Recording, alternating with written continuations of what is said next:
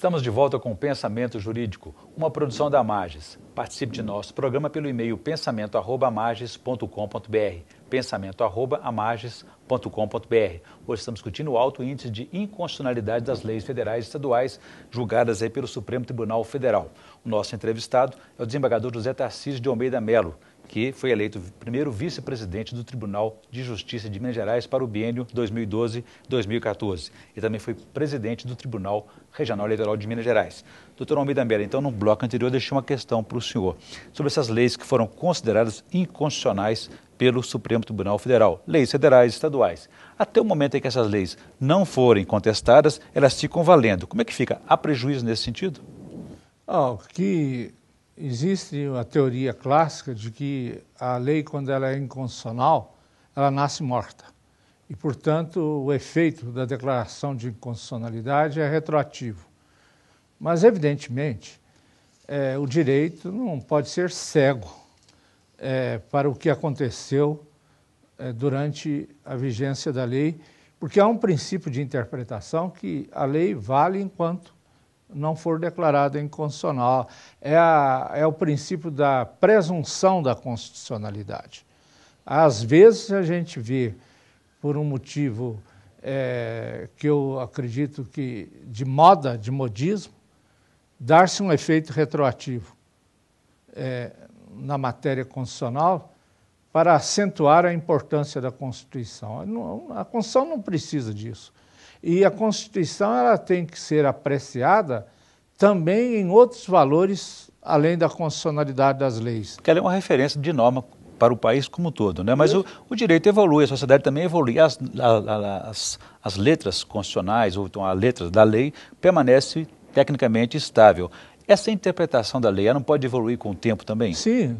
Lá nos Estados Unidos, uma Constituição de 7 artigos, que Roosevelt dizia que foi uma Constituição feita para a época das diligências, ela existe até hoje pela respeitabilidade que a Suprema Corte conquistou perante o povo americano e é uma Constituição, portanto, que é vivificada, atualizada pela interpretação autorizada da Suprema Corte.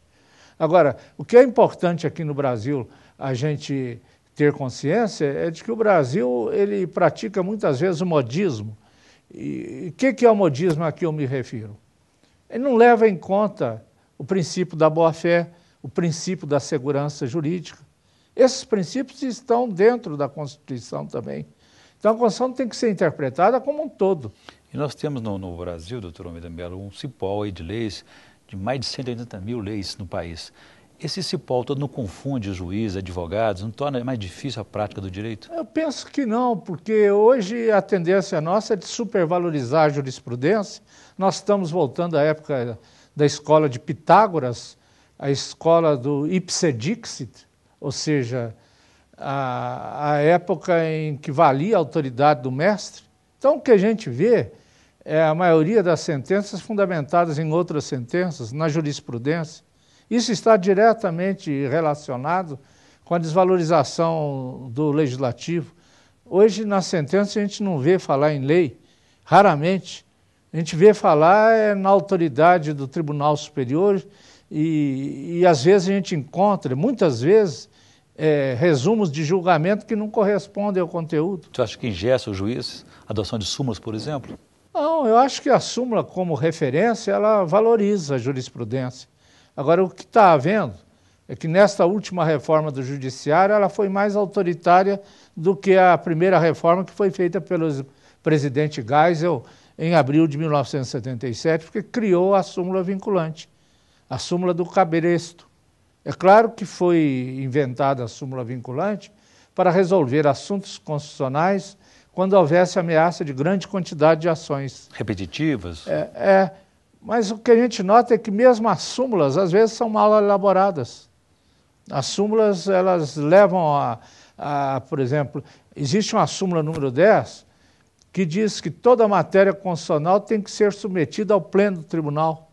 O que é o pleno do tribunal? Num tribunal de 130 membros, se não tiver o órgão especial de 25, serão os 130 que terão que julgar. Quer dizer, atrasa mais ainda o processo. Atrasa, né? Porque é uma interpretação da Constituição que não foi feliz. Essa questão do tempo é muito importante no judiciário, para a justiça, para a prestação jurisdicional. O senhor não acha que também perdemos muito tempo em analisar a constitucionalidade de leis que não deveriam ter sido aprovadas? Perde-se tempo e recurso público. Por exemplo, eu vou citar uma lei aqui do governo do Distrito Federal, que proibiu o governo do Distrito Federal de realizar processo seletivo para a contratação de estagiários. Isso não fere apenas a Constituição, também é o bom senso, né? Sim, da mesma forma que, por exemplo, recentemente a presidenta da República, ela vetou a lei dos taxistas por entender que era matéria municipal. E num dos exemplos do consultor jurídico, quando se trata de motoboy, disse que a matéria é federal. É um verdadeiro descompasso também, né? Que existe entre os poderes, ou seja, a presidenta da República dizendo que a lei do taxista é municipal. E o Supremo Tribunal Federal dizendo que motoboy é federal. Quer dizer, é um contrassenso, porque a questão municipal que deve balizar essa questão, se interessa ou não ter essa nova função, né?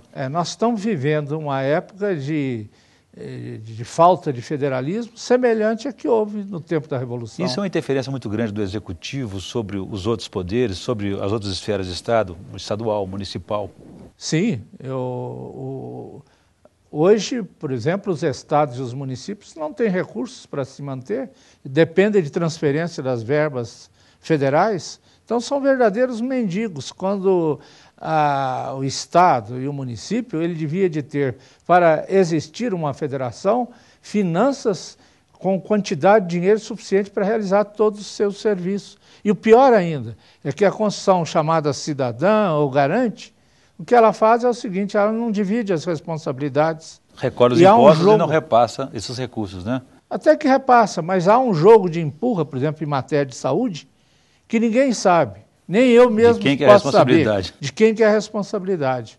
Então é uma Constituição cheia de promessas e por isso é chamada de cidadã. É aquela Constituição resultante do Centrão, em que Ulisses conseguiu fazer um consenso mínimo, e ela está toda ainda por ser feita. Ela previu 22 leis complementares e mais de 100 leis ordinárias para ser totalmente empreendida. Passaram-se 23 anos e está ainda por ser na maioria. Muito bem, doutor Almeida, eu vou fazer novamente um intervalo. Gostaria que no próximo bloco o senhor falasse, aproveitando a oportunidade que o senhor está aqui e da eleição que o senhor teve como primeiro vice-presidente do Tribunal de Justiça de Minas Gerais, discutir um pouco a administração do tribunal. A gente volta em instantes.